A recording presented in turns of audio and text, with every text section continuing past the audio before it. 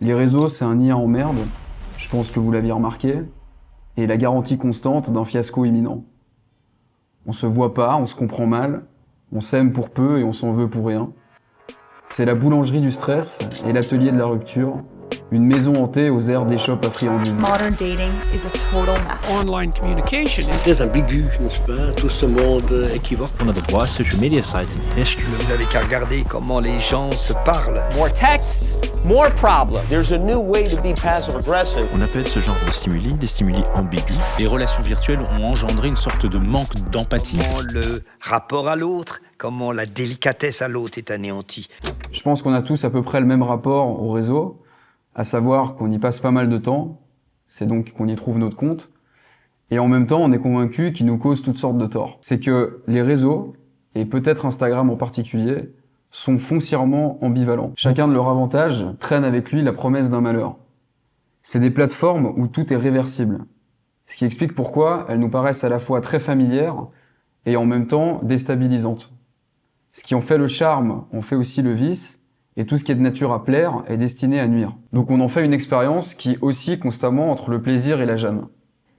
Et il y a un aspect de cette ambivalence qui est particulièrement important, c'est le mode de communication permis et induit par les réseaux, puisque ce qui fait que le contact est facile fait aussi que le lien est précaire. C'est un monde où tout est signifiant, mais où on n'est presque jamais sûr de quoi que ce soit. Il y a du sens partout, mais de la clarté nulle part, en particulier dans nos échanges par message. Alors la raison de cette ambiguïté, évidemment, c'est l'absence physique de l'autre. Je le vois pas ses réactions, et surtout, je l'entends pas. Donc je sais jamais vraiment sur quel ton les choses sont dites, et donc il manque cette enveloppe affective des discussions réelles qui est essentielle à la bonne compréhension du message. Et les signes qui sont censés pallier ce défaut, les réactions, les emojis, etc., en plus d'être approximatifs, ils garantissent pas la réalité de ce qu'ils représentent. Si en vrai quelqu'un me dit quelque chose qui me plaît, la personne va le sentir. Mais un like, ça peut vouloir dire tout et n'importe quoi. Peut-être que j'ai vraiment pris plaisir à ce que tu m'as dit, ou peut-être que je m'en fous un peu, ou peut-être que c'est une façon polie de t'inviter au silence. Donc en fait, tous ces signes s'ajoutent à la confusion globale de la communication numérique, puisque on sait pas trop ce qu'ils valent, ni ce qu'ils veulent vraiment dire. C'est donc une communication qui est presque toujours ambiguë. Or, il se trouve qu'on ne supporte pas bien l'ambiguïté. On a besoin de faire sens de ce qui nous arrive et de ce qu'on nous dit, et on préfère une hypothèse pénible à l'incertitude.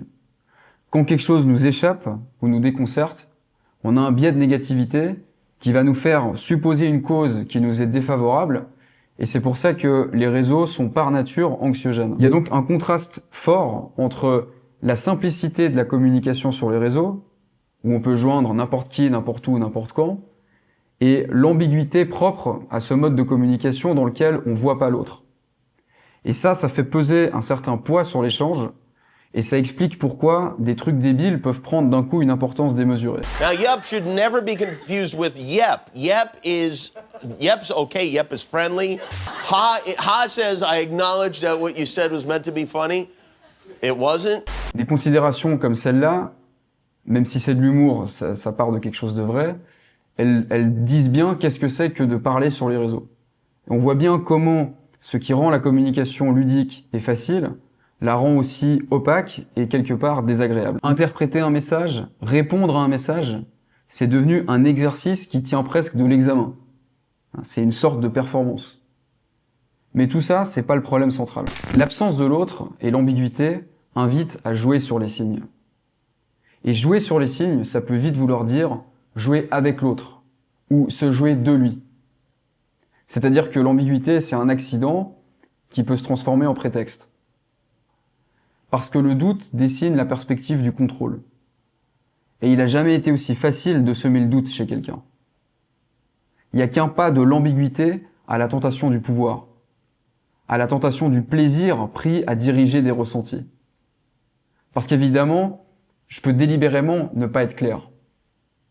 Dire moins qu'il faudrait, choisir ce à quoi je réponds, attendre avant de répondre et toutes les manœuvres de ce genre. Les réseaux sociaux ont inventé la communication toxique et ils sont une invitation à la toxicité parce qu'ils stimulent en nous ce qu'on a de plus faible et parce qu'ils tendent à faire de l'autre une sorte de stimulus jetable.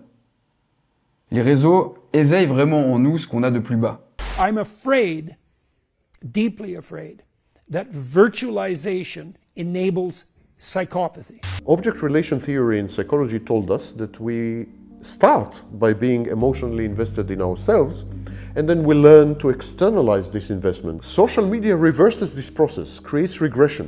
Indeed, social media encourages very, very primitive, infantile, baby-like defense mechanisms. Le plus marquant de cette déchéance morale propre à l'échange numérique, c'est la petite lâcheté qui consiste à pas répondre du tout et dont on s'est tous déjà rendus coupables. S'il fallait isoler une caractéristique de la communication sur les réseaux, je dirais que c'est la possibilité de pas répondre qui est la plus symptomatique. C'est ça qui dit le plus clairement dans quelle éthique du discours nous situe l'échange en ligne. Ce silence désincarné, on se l'autorise évidemment parce qu'on est dans le confort de l'absence. Mais c'est quelque chose qui est presque pas possible en vrai. Quand on est là, avec son corps, avec le corps de l'autre, son regard, ses émotions, et qu'on doit assumer le poids d'une présence humaine. Le corps doit garder la trace de ce qu'il en a coûté de dire les choses. Et il n'y a qu'en impliquant le corps qu'on s'implique vraiment en tant que personne. Parce que les mots sont pas seulement compris, ils sont surtout vécus, et tant qu'ils sont pas vécus, d'une certaine manière, ils n'ont pas vraiment eu lieu. Cette possibilité de rien dire, elle tient au fait que le grand absent de la communication sur les réseaux, c'est le visage. Le dire, c'est le fait que devant le visage, je ne reste pas simplement là à le contempler, je lui réponds. Le dire est une manière de saluer autrui, mais saluer autrui, c'est déjà répondre de lui. Il est difficile de se taire en présence de quelqu'un. Cette difficulté a son fondement ultime dans cette signification propre du dire, quel que soit le dit. Il faut parler de quelque chose, de la pluie et du beau temps, peu importe, mais parler, répondre à lui et déjà répondre de lui. Ce que dit Lévinas, c'est que le visage est à la source du discours. Il n'y a de discours qu'à partir du visage, et c'est ce qui fait que le discours est de fait éthique. Parce que le visage, c'est-à-dire le discours, engage une responsabilité. Comme dit Lévinas, répondre à lui, c'est déjà répondre de lui. Je suis garant de la dignité de l'autre quand je lui fais face. Et c'est pour ça que c'est pratiquement impossible de se taire face à quelqu'un. La fuite dans le silence, c'est le trait le plus parlant de ces modalités de rapport où le confort se gagne au prix de la dignité.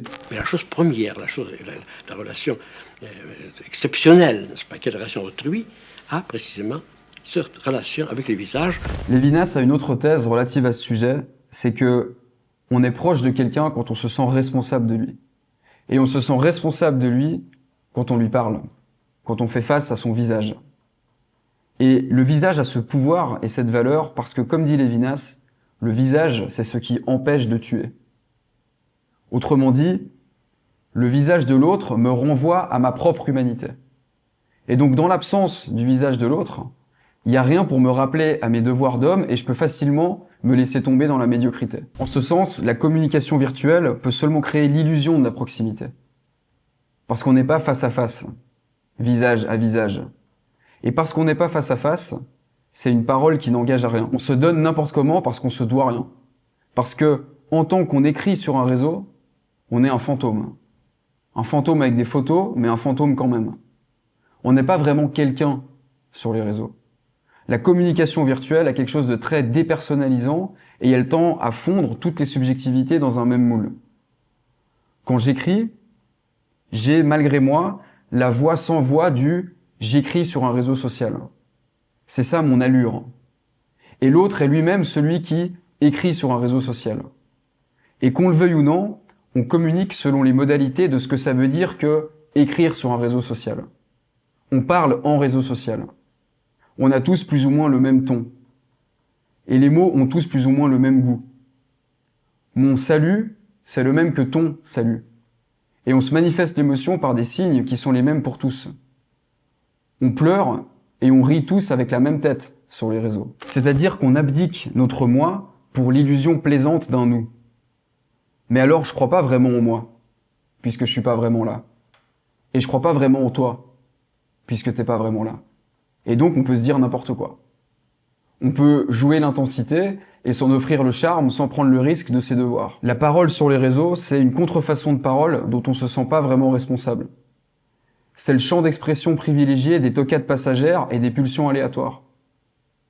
Les réseaux sociaux, c'est le cercueil du caractère. According to a study, 25% of adults have ghosted someone, with 20% admitting to doing it because they were too anxious to have a difficult conversation. Quelle indignité. Le résultat de tout ça, c'est que la lâcheté, la faiblesse, l'ambiguïté, les prises de tête qui viennent de ce mode de communication, avec le temps, plongent tout le monde dans une atmosphère de méfiance généralisée. Je suis tombé récemment sur un post qui est assez parlant à cet égard. Si elle-même, elle va m'écrire, pensa-t-il, elle pensa la même chose. Fin de l'histoire. Voilà le genre d'absurdité auquel on arrive par cette dépréciation de la parole et de l'échange qui crée finalement chez tous une peur du mépris. La communication virtuelle a bouleversé l'idée même de ce qu'est la communication. Et elle a ouvert sur une forme de communication où la communication, à proprement parler, est pas possible, et qui tire peut-être sa valeur paradoxale de pouvoir facilement sauter. Elle épuise la valeur des signes et des mots, tout en exagérant l'importance qu'on lui accorde du fait qu'elle est toujours suspecte. Elle conditionne à traquer la marque d'une fraudeur ou l'indice d'une trahison. Avec elle, on entre en contact, mais on reste en panique. Voilà les amis, merci pour votre attention. Si vous voulez recevoir mes réflexions écrites chaque mercredi, je vous invite à vous inscrire à ma newsletter. Je vais mettre le lien en description. D'ailleurs, on vient de passer la barre des 4000 inscrits, donc merci à tous ceux qui me lisent chaque semaine. Je vous invite également à visiter mon site, le lien sera aussi en description, sur lequel vous trouverez notamment mon cours sur la lecture et les autres cours qui sont en préparation et qui vont bientôt sortir. Je vous invite évidemment aussi à vous abonner à cette chaîne si ce n'est pas déjà fait, et à me suivre sur Instagram et sur X. Et si vous voulez me soutenir, c'est pas compliqué, hein, vous le savez, likez la vidéo, commentez-la, partagez-la, tout ça, ça m'aide beaucoup. Voilà. À très vite les amis, ciao ciao.